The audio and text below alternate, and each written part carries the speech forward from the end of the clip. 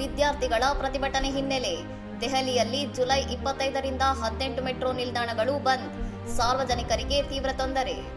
ದೆಹಲಿಯ ಜಂತರ್ ಮಂತರ್ ಬಳಿ ನಡೆಯುತ್ತಿರುವ ವಿದ್ಯಾರ್ಥಿಗಳ ಪ್ರತಿಭಟನೆ ಹಾಗೂ ಬಿಗಿ ಭದ್ರತಾ ವ್ಯವಸ್ಥೆಗಳ ಕಾರಣದಿಂದಾಗಿ ಜುಲೈ 25ರ ಶನಿವಾರ ಬೆಳಗ್ಗೆ 7:30ರಿಂದ ಮುಂದಿನ ಸೂಚನೆವರೆಗೆ ಒಟ್ಟು 18 ಮೆಟ್ರೋ ನಿಲ್ದಾಣಗಳನ್ನು ಮುಚ್ಚುವುದಾಗಿ ದೆಹಲಿ ಮೆಟ್ರೋ ರೈಲು ನಿಗಮ ಪ್ರಕಟಿಸಿದೆ.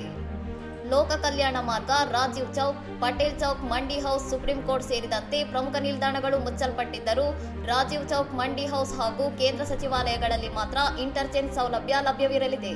ನೀಟ್ ಪ್ರಶ್ನೆ ಪತ್ರಿಕೆ ಸೋರಿಕೆ ವಿರೋಧಿ ಪ್ರತಿಭಟನೆಗಳ ಹಿನ್ನೆಲೆಯಲ್ಲಿ ವಾರಾಂತ್ಯದಲ್ಲಿ ಜನಸಂದಣಿ ಹೆಚ್ಚಾಗುವ ನಿರೀಕ್ಷೆ ಇರುವುದರಿಂದ ರಾಷ್ಟ್ರ ರಾಜಧಾನಿಯಲ್ಲಿ ಮುನ್ನೆಚ್ಚರಿಕೆ ಕ್ರಮವಾಗಿ ಮೆಟ್ರೋ ಸೇವೆಗಳಿಗೆ ಸತತ 4ನೇ ದಿನವೂ ನಿರ್ಬಂಧ ಹೇರಲಾಗಿದೆ. ವಿಮಾನ ನಿಲ್ದಾಣ, ಎಕ್ಸ್ಪ್ರೆಸ್ ಮಾರ್ಗದಲ್ಲಿ ರೈಲು ಸೇವೆಗಳನ್ನು ದೌಲಾಕುವಾನ್ ಮತ್ತು ಯಶೋಭೂಮಿ ದ್ವಾರಕ ಸೆಕ್ಟರ್ 25ರ ನಡುವೆ ಮಾತ್ರ ಸೀಮಿತಗೊಳಿಸಲಾಗಿದ್ದು, ಪ್ರಯಾಣಿಕರಿಗೆ ಉಂಟಾದ ಅನಾನುಕೂಲತೆಗೆ ಡಿಎಂಆರ್ಸಿ ವಿಷಾದ ವ್ಯಕ್ತಪಡಿಸಿದೆ. ಮೆಟ್ರೋ ನಿಲ್ದಾಣಗಳ ನಿರಂತರ ಮುಚ್ಚುವಿಕೆಯಿಂದ ಕಚೇರಿಗೆ ತೆರಳುವವರು, ವಿದ್ಯಾರ್ಥಿಗಳು ಹಾಗೂ ವಕೀಲರು ಸೇರಿದಂತೆ ದೈನಂದಿನ ಪ್ರಯಾಣಿಕರು ಪರದಾಡುವಂತಾಗಿದ್ದು, ಪರ್ಯಾಯವಾಗಿ ರಸ್ತೆ ಸಾರಿಗೆಯತ್ತ ಮುಖ ಮಾಡುವಂತಾಗಿದೆ.